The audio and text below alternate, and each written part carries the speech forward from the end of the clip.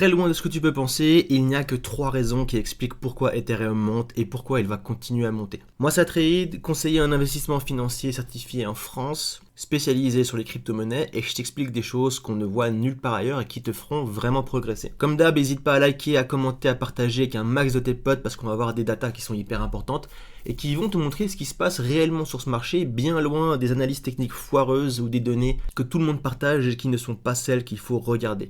Méfie-toi toujours de ce que la majorité te montre parce que si la majorité le connaît, il y a de grandes chances que ça n'arrive pas et il faut aller vraiment beaucoup plus en profondeur dans l'analyse financière des projets, l'analyse fondamentale et ce qui va arriver dans le futur et ce qui peut expliquer qu'un projet pump alors que toutes les raisons qu'on a sous les yeux nous montrent que son heure n'est pas forcément venue. Et dans cette vidéo d'aujourd'hui, on va regarder Ethereum, pourquoi Ethereum pousse comme ça. Premier élément qu'il faut regarder quand tu analyses des crypto-monnaies, c'est regarder le narratif. Quel narratif va performer?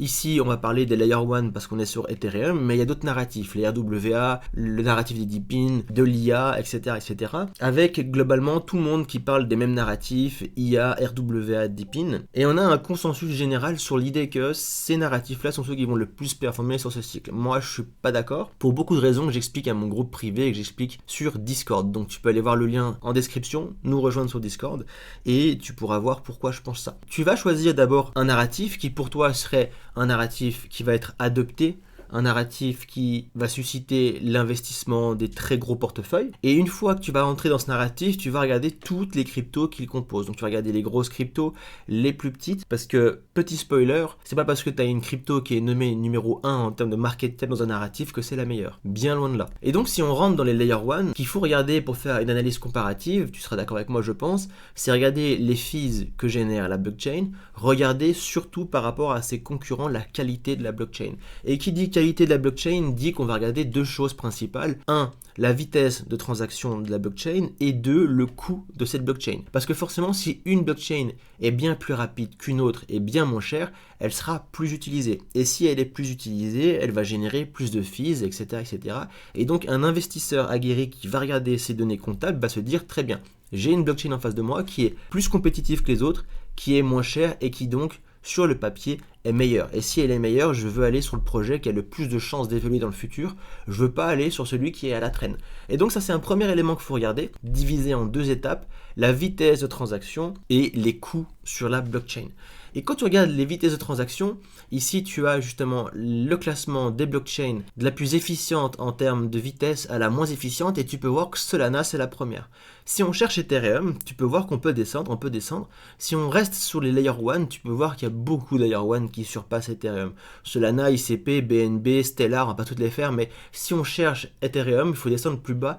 Ethereum est à la 16e place. 16e place et tu peux voir qu'il y a certes des Layer 2, donc c'est pas le même narratif, mais sur les Layer 1, il y en a énormément qui sont devant. Des blockchains qui font beaucoup parler, style Sui, style Tron, style XLM qui performent beaucoup en ce moment, et Solana en number one. Donc on a ici sur le papier des blockchains qui sont plus efficientes au niveau technologique qu'Ethereum. Si on regarde également quels sont les cryptos qui ont le moins de fees en termes de transactions, donc ce que ça va coûter aux users qui utilisent cette blockchain, on a ici le top 10 des cryptos et des blockchains qui engendrent le moins de frais pour leurs clients.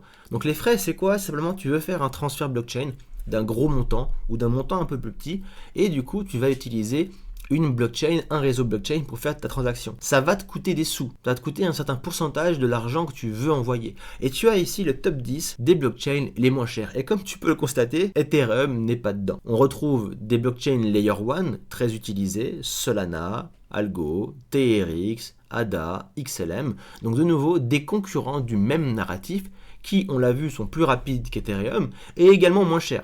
C'est comme si je te comparais McDo et Burger King. Tu as McDo d'un côté qui va te faire ta commande pour moins cher, qui va te livrer en moins de temps et qui au goût a le même goût que Burger King. On va partir sur le fait qu'ils ont un goût égal. À goût égal, tu vas forcément choisir le produit qui te sera livré le plus vite possible et qui va te coûter le moins cher évidemment. En tout cas, une vaste majorité des gens vont faire ce choix-là. Eh bien, c'est la même chose ici. C'est la même chose ici, et c'est pour ça qu'on a des blockchains, une Layer 1 qui progressent énormément, TRX en premier, XLM qui commence à avoir vraiment des très gros développements, XRP également, Solana. Donc du coup, on peut se poser la question, pourquoi est-ce qu'un Ether monte aussi fort et pourquoi est-ce qu'il va continuer de monter? Ça c'est un spoiler, je te le dis, il va continuer de monter. Parce qu'il a 3 raisons que personne ne regarde, 3 raisons qui expliquent pourquoi cette blockchain, bien que moins bonne que les autres, va continuer à performer. La première des raisons, et on va aller de la raison la moins importante à la plus importante, la raison numéro 1, c'est la valeur historique. Ethereum est la deuxième crypto-monnaie historique et la première altcoin qui a été créée. Donc il y a un capital confiance dans cette crypto qui a déjà résisté à 2 bear markets. On va le rappeler quand même, les bear markets sont des événements de marché qui engendrent un marché baissier et on a beaucoup de projets qui meurent tout simplement durant un bear market parce qu'il n'y a pas de développement, il n'y a pas assez de sous, la team n'est pas assez solide, il y a eu des malversations, on connaît le marché crypto, il y a beaucoup de crypto dans ce cas de figure là. Ethereum a résisté à tout pour l'instant. Donc il y a un capital confiance lié à son histoire qui est hyper important et ça rassure beaucoup de monde. Ça rassure beaucoup de monde et donc les gens se disent très bien, je préfère aller sur un ETH que sur typiquement un SUI ou un SEI, par exemple, si on prend SEI qui vient de se créer il n'y a pas hyper longtemps, le capital confiance est beaucoup plus renforcé sur une crypto qui a été éprouvée par différents bear markets et différentes phases de marché vraiment difficiles. Et ça, je pense que beaucoup vont se reconnaître dans ce que je dis, parce que forcément, le capital confiance, c'est hyper important. Le deuxième argument pour Ethereum, c'est le deuxième argument le plus important et dont quasiment seul Ethereum jouit à l'heure actuelle, c'est son market cap et son volume de trading journalier. Et tu vas comprendre à quoi je vais faire référence. On est sur CoinGecko et ici on peut voir non seulement le classement des cryptos par market cap, mais moi ce qui m'intéresse c'est plutôt le volume journalier de trading. Et tu vas comprendre pourquoi. On a à l'heure actuelle un paradigme dans lequel Ethereum évolue avec un volume de trading supérieur à Bitcoin, 55 milliards en une seule journée. Alors on est le 17 juillet au moment où je fais cette vidéo, forcément on est en train d'entrer en alt season.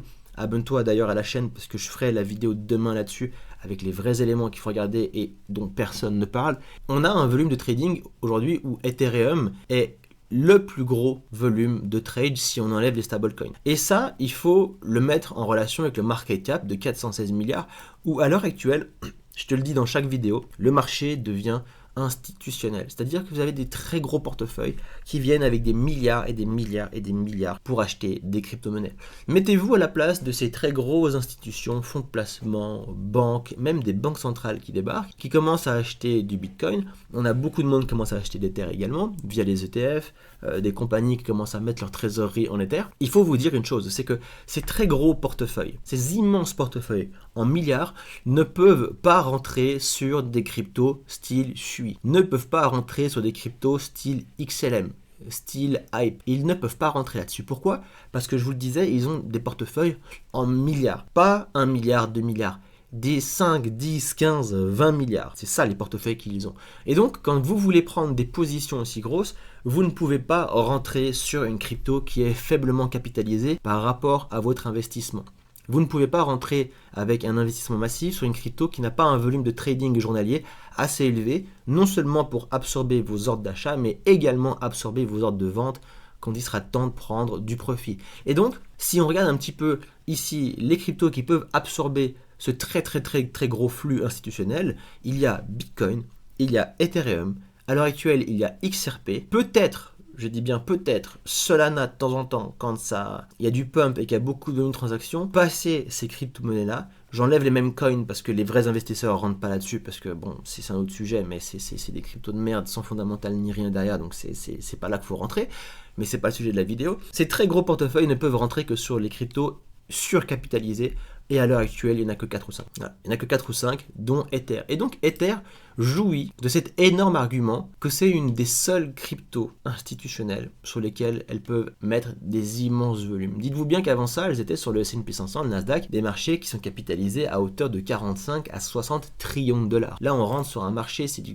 gros bébé. 416 milliards comparé à 45 trillions de dollars, c'est rien du tout. Donc ces très grosses institutions ont besoin de pouvoir exécuter énormément de volume et c'est pour ça que Bitcoin et Ethereum sont en tête de liste. Tant qu'on ne verra pas une explosion du marché crypto avec le top 10 hors stablecoin qui est capitalisé à quasiment 416-500 milliards, et je pense que c'est ce qui sera largement le cas pour XRP, pour BNB, pour Solana et quelques-unes d'entre elles encore, tant qu'on n'arrive pas dans ces moments-là, Ethereum aura toujours le lead au niveau des altcoins. Je dis bien au niveau des altcoins, je ne le compare pas à Bitcoin. Et donc c'est pour ça que la première altcoin du classement monte énormément. La dernière raison qui explique pourquoi Ethereum va continuer à monter, parce que c'est ça qui est intéressant, pourquoi il monte, pourquoi il va continuer à monter, c'est non seulement la raison que je viens de t'énoncer, mais également la dernière, le Genius Act par rapport à ce que Trump essaye de faire. Le Genius Act, on le rappelle, c'est quoi? C'est simplement une loi que Trump veut faire voter pour réguler justement le marché crypto et plus précisément le marché des stablecoins. Donc je vais pas faire une vidéo pour décrire exactement ce qu'il y a là-dedans, retiens juste que c'est extrêmement positif. Nous, on est là pour faire du profit, je pense que c'est le cas de tout le monde ici. On n'est plus à l'ère des geeks où on voulait absolument pousser en avant la décentralisation, le fait que la blockchain soit totalement transparente, etc., etc. Ça, ce sont des idéalistes qui veulent continuer à pousser ces idées-là. Je suis d'accord avec eux sur le fond, mais je pense que vous serez tous d'accord avec moi, on est tous là pour faire un max de profit. On s'en fout, soyez régulés, pas régulés, tant qu'on fait des profits et qu'on se fait de l'argent. C'est le but principal. Et à l'heure actuelle, la régulation de ce marché va apporter ce qu'il manque. Et ce qu'il manque, c'est justement toutes les institutions qui sont toujours énormes, qui prennent forcément des bagues en secret, mais vous en avez encore énormément qui ne veulent pas rentrer sur ce marché crypto parce qu'il n'est pas régulé, parce qu'il peut être aisément manipulable, parce que de nouveau leur board n'est pas d'accord avec ça, la réglementation de leur pays ne le permet pas, etc., etc. Donc le fait de réguler ce marché des stablecoins va faire qu'on va avoir une explosion littéralement de l'impression de stablecoins. USDT, USDC et les concurrents qui sont déjà créés ou ceux qui vont se créer dans le futur sur ce marché-là.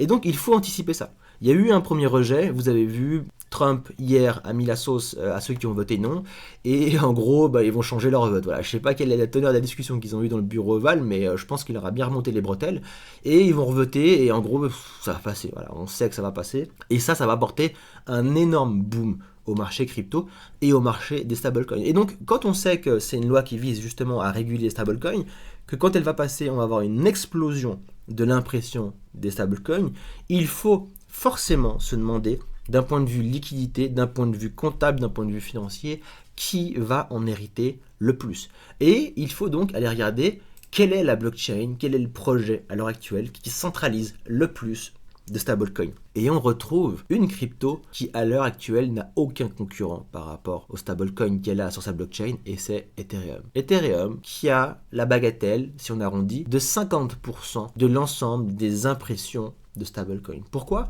Parce que la blockchain Ethereum abrite sur sa blockchain énormément de projets qui performent beaucoup. Et quand on regarde un petit peu tous les tokens qui sont des tokens de type ERC20, donc sur la blockchain d'Ethereum, on a quoi? On a USDT, USDC, et on a énormément de projets qui performent beaucoup, style Chainlink, style Uniswap, style BGB, Ondo, AAVE et tellement d'autres qu'on peut déjà anticiper quelque chose, c'est que justement toute cette impression de stablecoin qu'on va avoir vont continuer de profiter aux projets qui sont sous Ether et donc à Ether, ni plus ni moins. C'est un petit peu ça qu'il faut voir en ce moment. Et c'est ça qui va faire que Ether, dans l'avenir, va avoir des chiffres qui vont se renforcer considérablement. Et il va continuer de renforcer son assise sur ce marché crypto, sur sa place de numéro 1 en termes d'altcoin, de capitalisation, et qui va entretenir justement toutes les raisons que je vous ai mentionnées. Les raisons historiques qui font qu'il va continuer à performer. Ça va renforcer encore plus la confiance des gens. Après, on va pas se mentir, après toute cette période de trouble dans laquelle on se demandait mais pourquoi Ether performe pas, qu'est-ce qui se passe, il est plus faible que le reste. Jusqu'ici, Ether sous-performait tout le monde. Maintenant, il commence à surperformer tout le marché quasiment, donc c'est super. Ça va renforcer de nouveau le biais, on l'a vu, du market cap et du volume de trade. Donc les très grosses institutions qui vont continuer de rentrer sur ce marché vont continuer à aller sur du Ether, les chiffres vont s'améliorer, Ether va profiter clairement de la loi Genius Act, etc. etc. Faut pas juste dire oh Ether juste parce que c'est Ether, non, ça n'a rien à voir. Il y a des raisons derrière le pump des tokens, il y a des raisons derrière les tokens qui ne performent pas, et c'est ça qu'il faut regarder entre autres. Il ne s'agit pas d'arriver et d'ouvrir un graphique et se dire waouh, là il y a une zone de résistance, là il y a une zone de support, donc le prix va faire ça. Non, ça c'est la dernière chose à regarder les gars. Ce qu'il faut regarder c'est tout ce qu'il y a avant et il faut anticiper un maximum. Hier je vous ai fait une vidéo sur le fait que la Fed était échec et mat en vous expliquant quelles données regarder pour anticiper le comportement de la Fed. Voilà, ça c'est le maître mot sur les marchés financiers, c'est quelles données regarder pour anticiper un maximum ce que vont faire les décideurs sur ce marché. Donc on a vu hier par exemple pour la Fed, et surtout anticiper ce que vont faire les tokens. Quelles données regarder pour pouvoir apprécier qu'un token va augmenter dans le futur ou alors va baisser. Et ça c'est exactement tout ce que je donne à mon groupe privé qui à l'heure actuelle est fermé, mais si tu veux le rejoindre, les places vont rouvrir en septembre. Abonne-toi à la chaîne, rejoins le Discord, le lien est dans la description. parce qu'une fois que c'est ouvert, il y a un nombre de places limité, 200 personnes maximum. Donc il faut vraiment être au rendez-vous. À l'heure actuelle, il y a 2 groupes qui sont remplis. Le premier groupe a mis 3 mois à se remplir, le deuxième a mis 3 semaines. Et on a dû fermer en juin dernier. Donc ça va très vite. Alors abonne-toi, ne manque pas ta chance, parce que ce qui se passe sur cette chaîne, c'est qu'on fait des gains en bull market, mais on fait aussi des gains en bear market. Moi je m'arrête là pour aujourd'hui, on se voit demain pour une nouvelle vidéo sur l'alt season, ce qu'il faut regarder et ce qu'il faut vraiment regarder pour voir si on arrive en alt season ou non. Et petit spoiler, la réponse est positive. On se voit demain, d'ici là, très bonne journée, portez-vous bien, bye bye.